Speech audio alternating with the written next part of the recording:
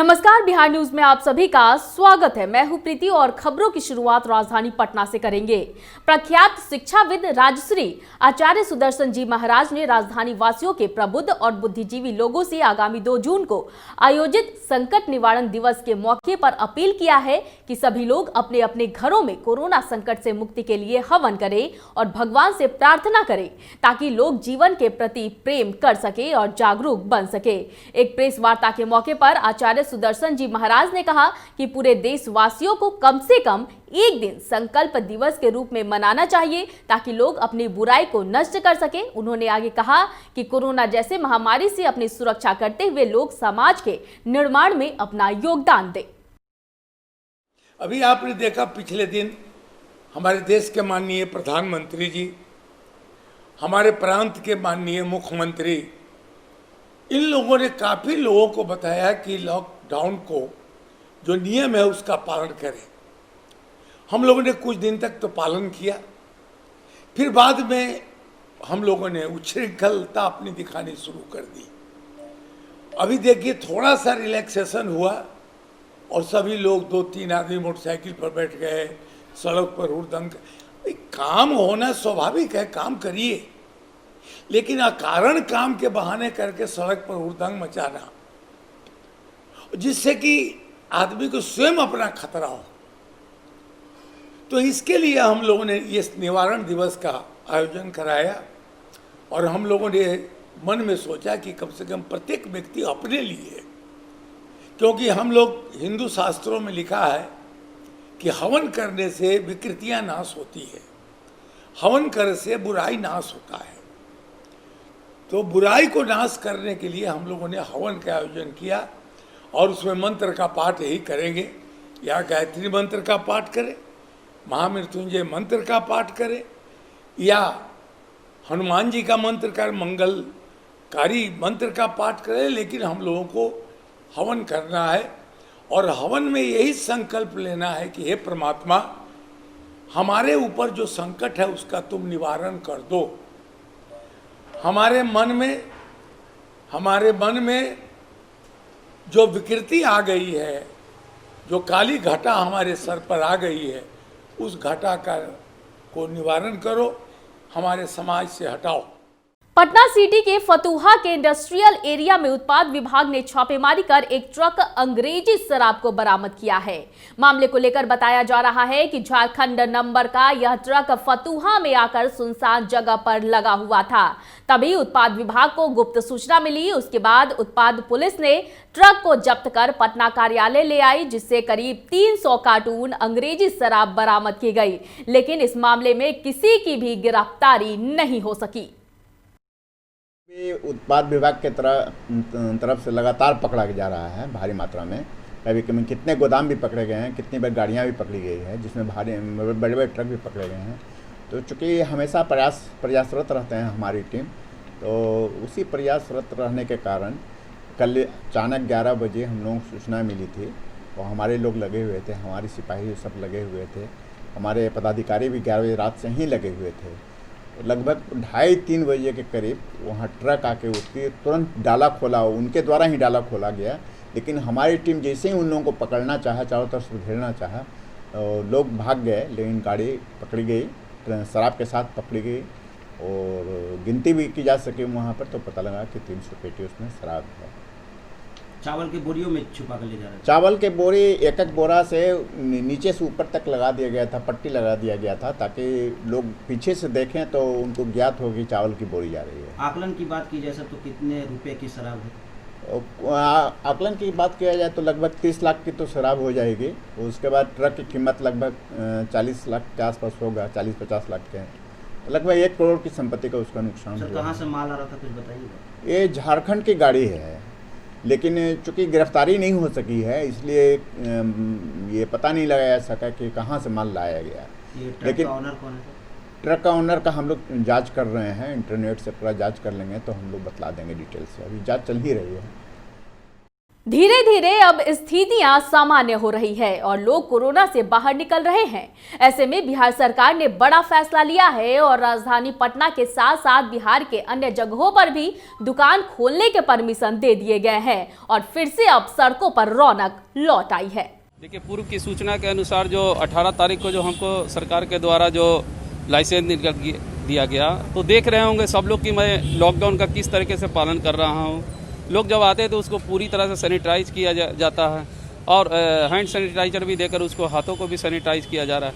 उसके बाद प्रोडक्ट भी जो है कि उसको कैरी बैग को भी मतलब सैनिटाइज तो किया ही जा रहा है। लेकिन अभी जो आज सूचना आया, जो पेपर में जो आया है कि 8 तारीख से पूरी तरह से मतलब कि छूट दी जा रही है, तो पटना को कुछ नई चीज़ें दिखेगी कि सोशल डिस्टेंसिंग का पालन कैसे होता है और कैसे मतलब कि ग्राहकों की सेवा की जाती है। और ग्राहक अगर हमारे सेफ होंगे इस महामारी के इति में, तो हम भी सेफ होंगे। ओल्ड चंपारण मीट हाउस क्या कर रहा है? देखिए, old Champaran meat house social distancing के लिए बहुत ही अच्छे कार्य कर रहा है, जो कि दिखेगा और पूरा पटना को दिखेगा सोशल डिस्टेंसिंग का पालन कैसे होता है, एक मिसाल बनेगा। कब दिखेगा कुछ बताइए? ये सरकार का जो निर्देश आएगा, उसका मापदंड आएगा और हमारे पास कुछ उसकी मतलब की सूचना अगर आ जाती है तो हमने पूरी तैयारी कर रखी है और वो दिखेगा कि बहुत सारी चीज़ों दिखेगा जो विदेशों में होता है। तो नहीं हुआ, सुबह से दुकान खोला, साफ़ सफाई में सब लगे रहे और वही जो है 1-2 आदमी ऑनलाइन वाला आया, उन्हीं को सामान दिया है बस। अभी कस्टमर नहीं आ रहा इधर। होम डिलीवरी कर रहे हैं? होम डिलीवरी मतलब यहाँ से वही पहले वहाँ से होता था कारखाने से, तो अब यहाँ से होने लगा आज से। अभी कैसा बाजार है? बाज़ार नॉर्मल है, एकदम नॉर्मल, कोई तेज़ बाज़ार, सेल बहुत ही कम है। दुकानें तो खुल गई हैं लेकिन ग्राहक अभी नहीं है मार्केट में। धीरे धीरे लगता है ग्राहक आएंगे। और क्या कहिएगा, जैसे इतनी भीड़ नहीं हो रही है, सरकार के नियम का आप पालन कर रहे हैं? हाँ, नियमों का पालन कर रहे हैं पूरा तरह से। सैनिटाइजर रखे हुए हैं? हाँ, रखे हैं सैनिटाइजर। कस्टमर आ रहे हैं? कस्टमर आज तो नहीं आए हैं, ऐसे कस्टमर पीछे में 2-3 दिन दुकानें खुली थी तो आ रहे थे, आज कस्टमर नहीं आ रहे। पटना पुलिस को गोपनीय सूचना मिली कि कई सक्रिय और पुराने पेशेवर किसी बड़ी घटना को अंजाम देने की फिराक में हैं। तत्काल इस गंभीर सूचना पर पुलिस कप्तान द्वारा नगर पुलिस अधीक्षक के नेतृत्व में एक विशेष टीम का गठन किया गया, जिसमें अपर पुलिस अधीक्षक पटना सिटी, थाना अध्यक्ष चौक एवं माल सलामी सहित अन्य पुलिसकर्मियों को शामिल किया गया। गठित टीम को स्पष्ट निर्देश था कि किसी भी हाल में ससमय निरोधात्मक कार्रवाई करते अपराधी को पहचान कर उसे गिरफ्तार किया जाए। आपको बता दें कि कई पेशेवर अपराधी को इस दौरान पटना पुलिस ने गिरफ्तार भी किया। ब्रीफ करना है, एक मैटर है 30 मई का, जो कि घोसवरी में 2 युवकों की लाश मिली थी और उसका घटनास्थल का मुआयना उस दिन तत्काल एएसपी बाढ़ ने और एसपी रूरल ने किया था और दोनों युवक को मारपीट कर हत्या की गई थी। संदेह जाहिर किया गया था एफआईआर में कुछ लोगों पर और उसके बाद केस का अनुसंधान हुआ तो इस केस को हम लोगों ने ब्रेक किया था। इसमें कुल मिलाकर 3 लोग गिरफ्तार हुए हैं, उनको जेल भेजा गया है। लेकिन चूंकि ये केस वीकर सेक्शन से संबंधित थी और काफ़ी इसका इम्पोर्टेंस था, इसलिए आप लोग को अलग से हम बता रहे हैं। और इसमें अवैध संबंध ही इसका मेन कारण था जिसकी वजह से घटना की गई थी। जिन महिलाओं के साथ अवैध संबंध था उनका भी नाम इस केस में आया है और उनके जो रिलेटिव्स हैं उनके द्वारा ये हत्या की गई थी। इसमें और भी गिरफ्तारियां बाकी हैं, 2-3 गिरफ्तारियां, जिसके लिए हम लोग प्रयासरत हैं। 2 दिन पूर्व बाढ़ अनुमंडल के घोसवरी थाना अंतर्गत रामनगर में 2 महादलित युवकों की हुई निर्मम हत्या के बाद नेता प्रतिपक्ष तेजस्वी यादव और बाढ़ विधानसभा की राजद नेत्री सह महिला महासचिव नमिता नीरज सिंह ने शोकाकुल परिवार से मिलकर सांत्वना दिया और कहा कि दुख की इस घड़ी में राजद पीड़ित परिवार के साथ है। मौके पर नेता प्रतिपक्ष ने सरकार को घेरते हुए कहा कि प्रदेश में व्यापारियों, आम नागरिकों, दलितों, अति पिछड़ों और गरीबों पर अत्याचार चरम पर है। सत्ता संरक्षण में अपराधियों को अपराध करने की खुली छूट है। बिहार में राक्षस राज स्थापित हो चुका है। हम लोग हैं, आप लोग चिंता मत कीजिए। इनके बेटे की शादी भी तय थी, जिनका हत्या अभी तिलक चढ़ा था और इनकी शादी होने वाली। सबके भाई भाई के खत्म मार के सोच रहे थे कि मार दे उसको। सर हम यही सोच रहे थे कि उसको फांसी के दे दो, जैसा हम आपका क्या नाम हुआ? कंचन देवी। कंचन देवी। आपके पति क्या है? संजय मांझी। कहाँ है संजय मांझी? ये उधर बैठे नहीं।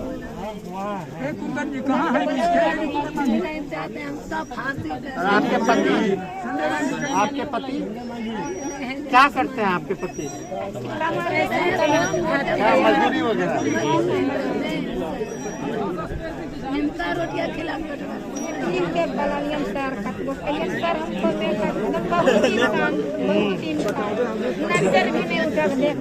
आप लोग थोड़ा दूरी बनाइए, दूर से रहिए तो दूर रहिए। बारिश होते देखना मन को सुकून देता है। अच्छा लगता है जब बारिश होती है। गर्मी और उमस से परेशान लोग आसमान की तरफ देखते हैं और गुजारिश करते हैं कि आसमान से गिरने वाली बूंदें उनके तन मन दोनों को भिगो दे। किसान अपनी खेती के लिए बारिश चाहता है। ऐसे में मोतिहारी में खूब झमाझम बारिश होने से लोगों ने गर्मी से राहत की सांस जरूर ली है और इसके साथ ही यह बारिश किसानों के लिए वरदान के रूप में भी बरसी है। बाढ़ अनुमंडल के घोसवरी प्रखंड क्षेत्र स्थित रामनगर गांव में दबंगों द्वारा 3 दिन पहले 2 महादलित युवकों की पीट कर हुई हत्या के बाद हम पार्टी के प्रदेश अध्यक्ष BL बैसेंट्री और प्रदेश उपाध्यक्ष रंजीत कुमार चंद्रवंशी ने पीड़ितों से मिलकर उन्हें आर्थिक मदद देते हुए उचित न्याय दिलाने का भरोसा दिलाया। निर्मम हत्या पर अफसोस जताते हुए हम पार्टी के प्रदेश उपाध्यक्ष रंजीत कुमार चंद्रवंशी ने बिहार सरकार के क्रियाकलापों को आड़े हाथों लेते हुए सुशासन पर करारा हमला बोला। उन्होंने शोकाकुल परिवार को सांत्वना दी और हत्या में शामिल सभी हत्यारों को मौत की सजा दिलाने की बात कही है।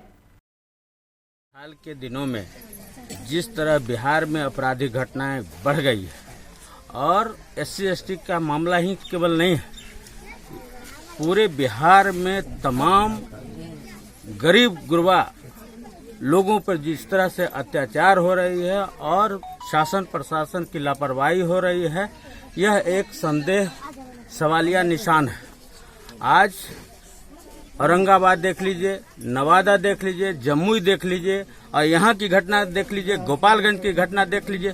आज चारों तरफ जिस तरह से आपराधिक घटनाएं बढ़ गई है, इस पर संज्ञान लेने की जरूरत है और इन लोगों की जान माल की सुरक्षा स्थानीय प्रशासन को देनी चाहिए, जो कि बिल्कुल विफल हो रहा है। सर, यहाँ परिजनों का आरोप है कि यहाँ पर दबंगों द्वारा जबरदस्ती काम करवाया जाता है। जब शासन और प्रशासन निरंकुश हो जाते हैं तो ऐसे हालात में इन गरीब मासूमों के शोषण यह कोई नई बात नहीं है। इसमें लोगों को और शासन प्रशासन को दुरुस्त होना होगा और इन लोगों को जो उचित मुहैया है वो करनी चाहिए। इन लोगों के लिए जितनी योजनाएं हैं, इन लोगों को योजनाएं तक लगने नहीं मिल जाता है और बीच में बिचौलिया लोग खा जाते हैं। इन मासूम लोगों को देख लीजिए, न लिखने का ज्ञान है न पढ़ने का ज्ञान है। सरकार जिस तरह से योजना है, इनको सारे लाभ मिलनी चाहिए। परिजनों का हमेशा 2 दिन से आरोप लग रहा है कि प्रशासन के तरफ, पुलिस की तरफ से पूरा मदद नहीं किया जा रहा है। हम लोग आए हैं हिंदुस्तानी अवाम मोर्चा के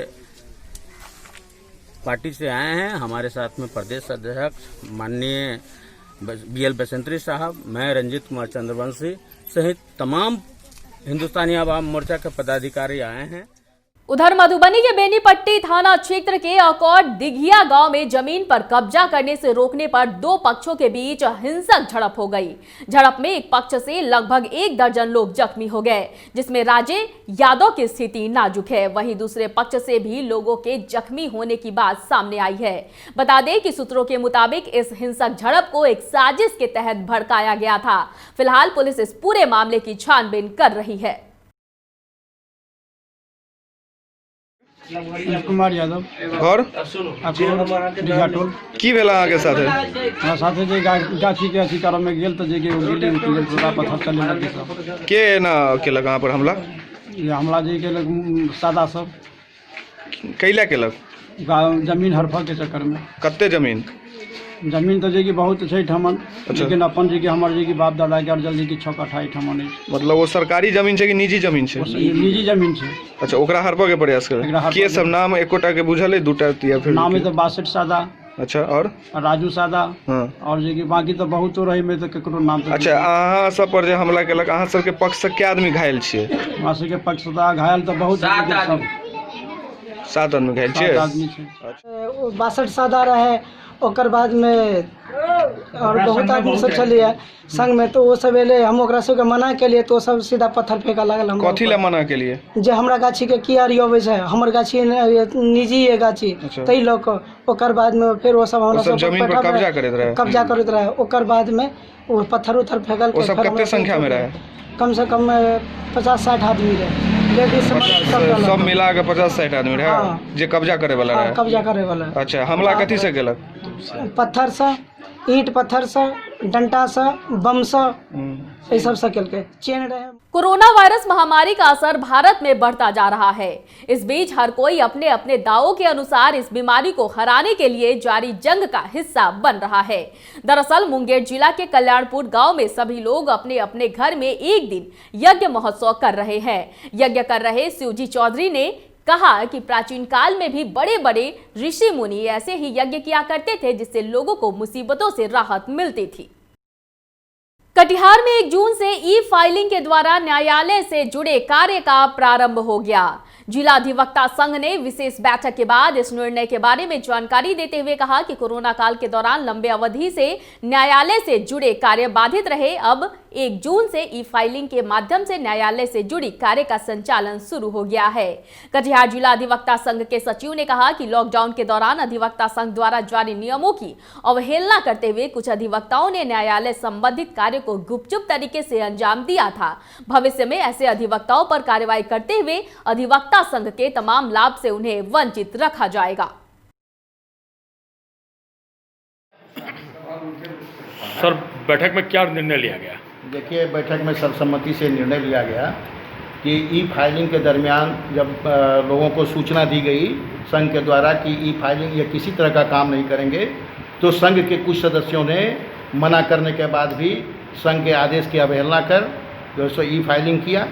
और उस ई फाइलिंग का परिणाम ये हुआ कि कुछ खास लोग ही जो सो अपना बेल और इस पर अपना कब्जा कर लिए और लोगों को गलत मैसेज पहुंचा।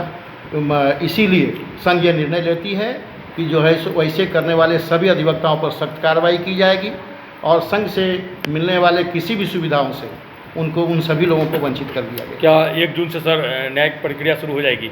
1 जून से हम लोगों ने निर्णय लिया है कि 1 जून से ई फाइलिंग की व्यवस्था संघ के द्वारा की जाएगी और उसके लिए हमारे पास कंप्यूटर है, हम उसकी व्यवस्था यहाँ कर रहे हैं।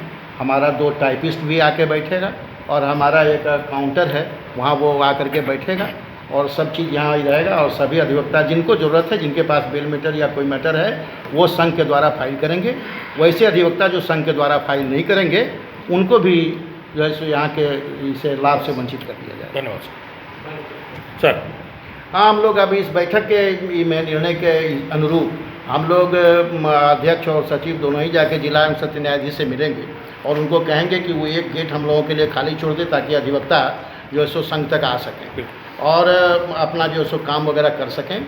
और दूसरा जो वर्चुअल कोर्ट में जितना सारा काम होता है उतना सारा काम को किया जाए और जो बेल पहले से या जो मैटर पहले से पेंडिंग पड़ा हुआ है उसके सुनवाई के लिए भी मैंने तात्कालिक रूप से व्यवस्था करने के लिए जिला एवं सत्र न्यायाधीश से अनुरोध किया जाएगा।